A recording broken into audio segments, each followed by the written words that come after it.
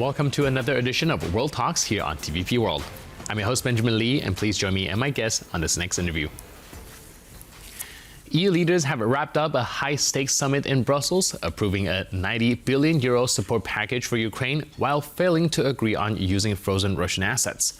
The meeting also saw key decisions on migration reform, EU enlargement, and delayed trade deals, all amid political tension and public protests. Joining us today on TVP World to unpack what this summit means for Europe's future is Małgorzata Bonikowska, president of the Center for International Relations, a respected analyst with deep expertise in EU affairs as well as transatlantic relations. Hello and welcome. Thank you for having me. So before we kick things off, we do have a video of this dialogue between Polish Prime Minister Donald Tusk and Ukrainian President Volodymyr Zelensky. I would like to play that and ask you some questions on it. At 3 o'clock in the morning in Brussels, we took finally the decision on €90 billion loan for Ukraine, which will be repaid by you only after you get reparations from Russia. It is the aggressor who has to pay everything for all the damages and losses. And this is why we immobilize also, as you know, the Russian assets for good. I am really satisfied at least that we delivered what we promised. So my question here, the Polish Prime Minister is saying that we delivered what we promised, but did we really though? Because this, instead of utilizing Russian frozen asset, it seems that instead of taking Russian money to help repair Ukraine, it's coming from the European Union, coming out of the EU coffers. Indeed, it is a bit disappointing, this decision, to me, because from one side, obviously, it's very good that Ukraine got this €90 billion help, but on the other side, it's still on the EU check. We did not have courage to engage Russian money in order to pay back to the Ukrainians, which is, I believe, a very fair thing to do, especially in the assumption that there was an invention created here, a special approach towards these Russian assets. We are not taking directly the assets. The idea was to just take them as a guarantee to a loan to Ukraine, which will be repaid only when Ukraine doesn't get Russian reparations, which is a very interesting idea. But for the EU, it meant a risk to block these assets. And Belgium, especially Belgium as a country where these assets are in majority, didn't want to be the only one responsible for that decision. So the Belgian government wanted to support for the other countries, and the EU countries had some hesitations. There were some countries who were supporting strongly this idea, like Germany or Poland, but there were some countries who were hesitating. So at the end of the day, the decision was not taken, and still these Russian assets are not used.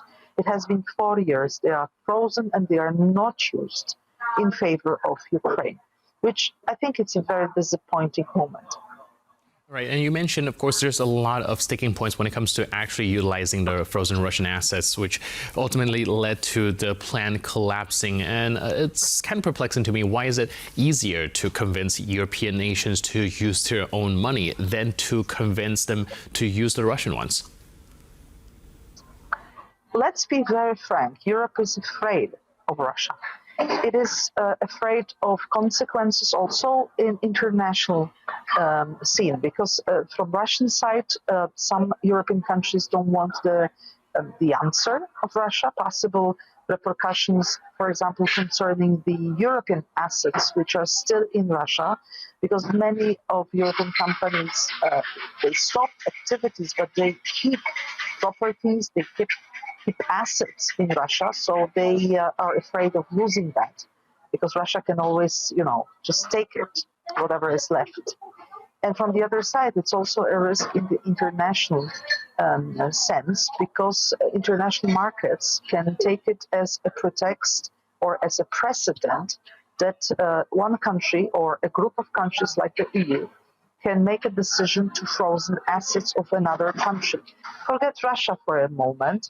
It can be in case of maybe some other country, maybe some authoritarian regime, maybe or some authoritarian leader, where Europeans decide, okay, he or she, we don't like what this country is doing, maybe we will do it again. So Europeans don't want just to give this signal to the world, to the financial world, to the to those who keep assets in Europe, in the European banks, that it may happen to somebody else. So Belgium definitely doesn't want to be alone with the decision, and the group, the EU, doesn't have courage to really risk that much. Right. I'm also looking at this statement made by the Polish Prime Minister speaking to Zelensky, how this loan will be repaid by you, meaning Ukraine, only after you get the reparation from Russia. Does this essentially kind of lock this loan into a bind, whereas there's either a chance that Russia never, pays Ukraine, hence Europe will never see this money back, or does it take, utilizing the frozen Russian assets as a bargaining chip with Russia completely off the table? Well, I think it's very much symbolic. I think Europeans are pretty much aware that reparation thing is very difficult in case of Russia today. We are not talking about a total war against Russia. We are talking about pushing back Russian soldiers from Ukraine, but no one is really marching towards Moscow. So it is very different situation from the situation of Germany at the end of the Second World War, or of Japan at the end of the Second World War. Today, Russia is still considered to be one of the most important countries in the world, and to really be able to implement any reparations against such country, it will be really difficult. So Europe is aware of that, but in the same time, we want to give a signal to the world that the reparations should be discussed, because Russia is an invader, because Russia violated all the laws, because Russia is killing Ukrainians, Russia is destroying Ukraine. So in such situation, normally the aggressor should be punished. So I think it's a symbolic way of reminding the world that we did not forget who is good guy, who is bad guy in this situation. Right. Now, Zelensky also made a rare in-person appeal as well. Do you think this shifted tone or urgency of these talks?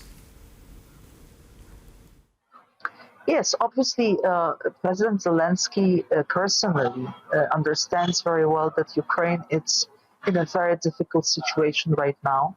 So it's absolutely crucial for the future of Ukraine to get support of Europe vis-a-vis, especially the U-turn done by the US and by the Americans.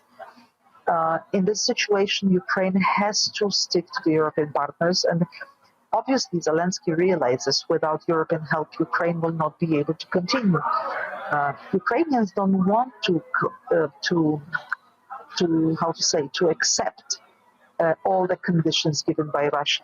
Ukrainians are aware that maybe they will not win everything they wanted, but they are ready for a compromise. They are ready also to agree on certain measures which are tough, which are difficult to accept. But they don't want just to give up. They just don't want to collapse. They don't want to remain under the Russian sphere of influence. So for them, it's an existential fight.